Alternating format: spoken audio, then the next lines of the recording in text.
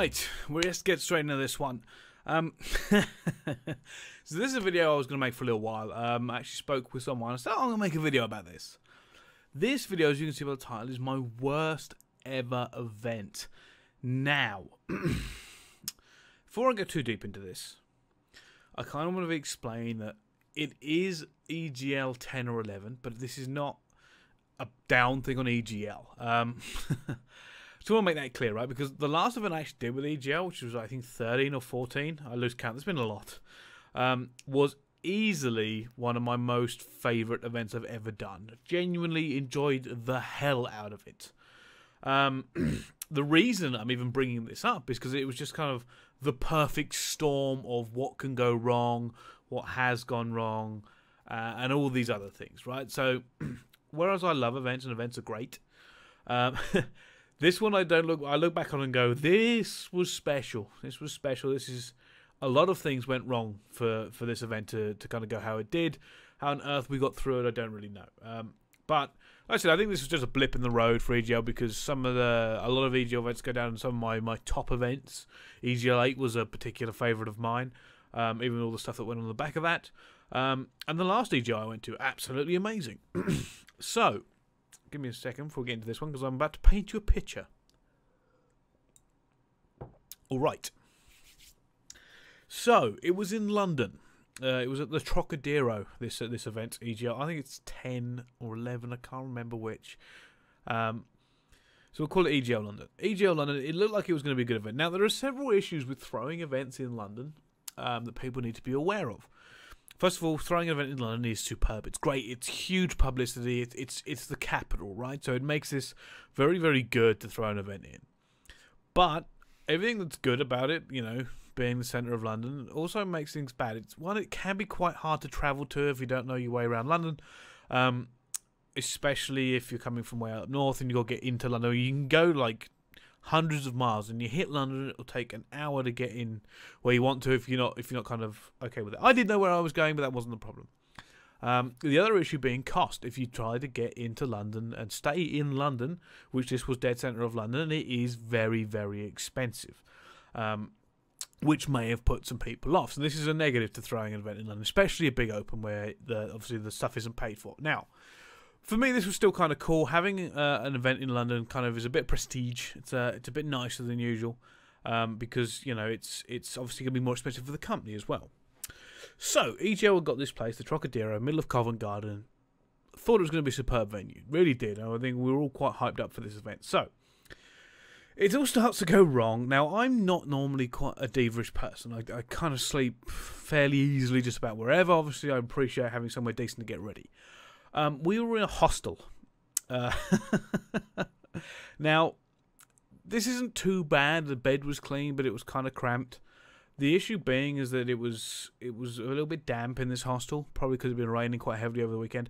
And it's not great to get ready. Now, going on camera, as you do, I feel especially quite a lot of pressure to try and look semi-decent. I don't always pull it off, as you can probably tell.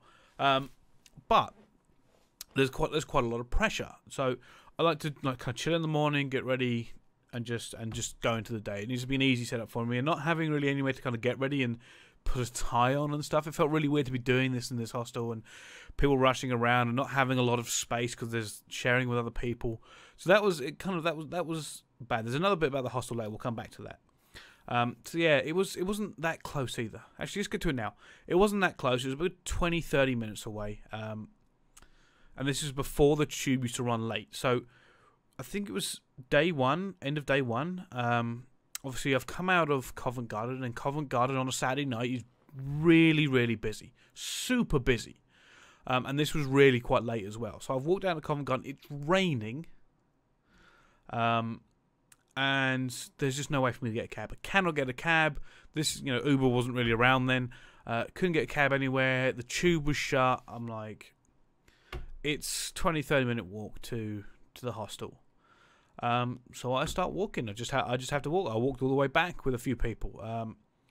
I was soaked, absolutely soaked. And after a long day, it was a long day. As I said, this is early hours of the morning. We finished first day because it also finished late. Not really what you want to be walking in the freezing cold rain all the way back to to your hostel, of which almost didn't even let in one of the people we were staying with. And then what makes this worse, like I said, it was all a bit damp there because of the amount of rain. Then I'm having to take off all my wet clothes. There's nowhere really to dry them because we're in a hostel, and it's just a horrible experience. It really was just kind of a. It wasn't a bad day at the event, but it's just a horrible end. So anyway, I've skipped ahead there at the end of the day. We need to go back to the beginning. So anyway, we turn up in the morning, and I've had this thing about I know the event's not going to start on time because it was an ongoing joke. So I was going to turn up at the last possible second. So I turned up last possible second. I actually turned up at 11, I think. Walked in, and they said, no, nothing is ready. So I was like, all right, okay. I just accepted it at this point. I said, all right, I'm over the road. So I went over the road and got breakfast, which is always nice to get breakfast. Came back 2 hours later. Oh, no, came back about an hour later. Walked in, still not ready. Started waiting around the event. Eventually, we got in late, which for me is irritating, but I suppose for the people who've paid their FB ticket to get in late is really frustrating. But you know, it's whatever, right? So I get in. Obviously, none of the casting stuff is ready, so I'm just kind of chilling here at this event. Bearing in mind also that I'm the only caster at this event. The rest are all just they're all new. They've never cast a land before. They barely cut their teeth, if I remember. A lot of very new people. Now, this isn't really an issue. I don't mind working with new people. It's more the fact that over the weekend I end up being used a lot more because obviously I'm a caster and I know what I'm doing. And a few of the people there weren't really very good, and it does make it harder. So it's not shaping up to be the best event. Eventually, so I'm waiting right now, just chilling in the venue because I can't really go anywhere. To kind of find, at one point, I think I was playing in the arcade outside to try and do some, get it. And I think we're waiting, and so how do I explain this? We walk into the venue, and there's main stage, which isn't a main stage. It's just on the floor, station on the floor, production behind it. To your right, you go up a set of steps. Now, this set of steps is only about 6 foot high. Go up a set of steps into like the LAN area with all the consoles and stuff, and it's very dark in there.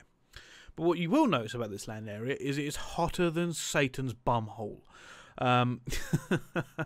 It is unfreaking real. I go up there for a couple of minutes and I look like I've been swimming. So I tried to avoid it. I found out if you kind of stay near the admin area to the right hand side, like in the corner, wasn't too bad if you was kind of sitting down. I think the heat was getting trapped because it wasn't a high ceiling. The ceiling, by the way, it's still got like exposed wires, and well, not exposed, but just wires running along it. It wasn't very tidy. It was kind of a dingy place. This venue, it looked a bit dingy. It was a bit dingy, which, to be honest with you, was an improvement from the rest of it, which was an absolute hellhole. I was fortunate enough to go up and down the stairs into the floor above and the floor below. Holy bomb site! How on earth anyone's ever allowed to be in any of that bit? But they've clearly tidied this bit up, so there was no death bits anywhere. So I'm sitting with the admins at the moment after we get in finally, because I'm come from the arcade, and I'm with the admins now. They had run out of spare Xbox 360s, right? They'd set up all the consoles, and they were expecting a little turnover rate, and maybe break down a station or two. You kind of put them all out and then take back what you get. So the plan was, and yeah, I'll be honest, hats off to the admins for this, because I thought they were going to explode. List of problems. And what they eventually had to do is they had to just tell people to, if their console would not work, bring it back to the admin desk, and they will start shuffling new ones out. So they start doing this, and it's kind of going there, but people are arriving more and more rapidly. Bearing in mind this place is super hot, so the Xbox is really not dealing with it well. They're breaking down stations. So every time you break down a station, you get 8 more consoles to add to the pile. And they keep doing this, and I just remember looking up and seeing the list is getting bigger and bigger and bigger. And then not only that, but there is now a queue of people holding Xboxes, bringing them back. And I just look at him going, I am so sorry. They have no spares. They're having to break down more and more stations to get this thing running. So this is obviously adding to delays, because even one console down on a station means it can't run. So it's getting late now. It's getting really, really bad. Yeah, it started to get really quite bad there. It was hot. People were just like, this is ridiculous. Obviously, it ran late, as I said earlier on, with having to walk home. So it wasn't the greatest of first days. It was just bad. It was just kind of one of those things where you kind of have to hopefully deal with it a little bit. But you know, I've had worse kind of starts to events. It can't be that bad, right? So anyway, we've left late. It's a long day, a very long day. And then kind of the next bit. Well, for a start, the set fell down on someone. And there's probably a video of it. Fell down on Silverback. I think he was interviewing Riddles, I want to say. Which is fortunate. We got a few people in like Riddles to kind of come and help with the casting. I think Momo helped with the casting. There's a cast of me and Momo casting there somewhere as well. So that was fun, you know, it all falling down. At one point, the cast, like I said, I was used more than regularly. The problem being is that when you're in that position, it's difficult to kind of get away with it. So at one point, I needed a pee after game number 2. And bearing in mind, I've been already casting for 3 hours, so I'm already tired, and I really need this toilet. And I needed it from probably the start of game number 2. But we were going through the rotations or whatever, and I had to sit down. So I was like, right, couldn't move. So I cast for another game, and bearing in mind, I needed the toilet so badly after this that I couldn't stand. I was like, if I stand up, I'm just going to piss myself. I eventually got myself under control and made my way to the toilet. Now, the toilet. Why is this so interesting? Because the venue was on the 3rd floor. The toilet was on the ground floor, or basement floor. Which, you know, 3 flights of stairs when you need a toilet, not bad. But Trocadero set up really interestingly, because it's all escalators. An escalator goes up. So imagine like a big circle. Big circle, do that for you. If you go up one escalator, you're on one side of the circle. To go up the next, or down the next escalator, works both ways. You have to walk all the way around and go up again. Or if you're at the top, you go down, walk all the way around to go down again. So if you wanted to go to the toilet, it would take a good 8-10 minutes. Well, probably about 5, actually. It's a little bit less than that. I'm probably over-exaggerating. It took a while to get to the toilet, especially if there was people, because it was in the middle of a shopping centre, in the way. But that's not the worst fact about the toilet. The worst fact is that it closed at 8 PM. And you've probably already heard me saying the story earlier. We didn't finish for a long time after that. Maybe 6 hours after that. So you had to leave the venue to go to the toilet. Not a great start. Not a great kind of experience for anybody involved. Anyway, day number 2. Day number 2's got some similar problems, a load of delays and stuff. I think by the time day number 2 ended, there were so few people in the venue. It was literally just the teams playing and a few hangers on. I think Swanee, if you know who Swanee is, fell asleep in the crowd waiting for the final. We didn't get out there till 2-3 AM. It was a hard day. There was also this issue of these new casters, as I spoke about earlier, and so I'd cast quite heavily on the Sunday. So I had to take a break on the winners bracket final. And they put 2 other casters in. Now, I'm trying to put this in the right way. Obviously, I have some fans and people kind of like my casting, right? These new guys, this is a very big game. Bearing in mind that most winners bracket finals are some of the best games at any event at all, ever. Loser bracket finals also fairly good. Usually better than grand finals, actually. Funny enough, if you watch a winner bracket final, catch that rather than the grand final. Trust me. So I had to take a break for what is quite a big game. Now, I've never seen since or before casters get quite as much hate as this. My phone, my mentions were getting blitzed with abuse. And it was like, why would you let these people cast? What's wrong with you? Rah, rah, rah. And they were abusing me for not casting.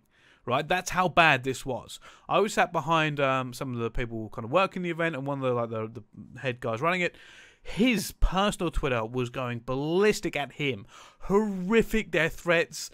People hurling. I mean, just way over the top. The actual tournament Twitter was getting absolutely spammed to hell. People were hurling abuse everywhere. It was a nightmare. I've never seen, and the Twitch chat just boom, absolute ridiculous. I've never seen that much abuse from anybody ever. To the point where I was like, holy hell. One of those casters actually never cast again. Never. Just really never ever cast again.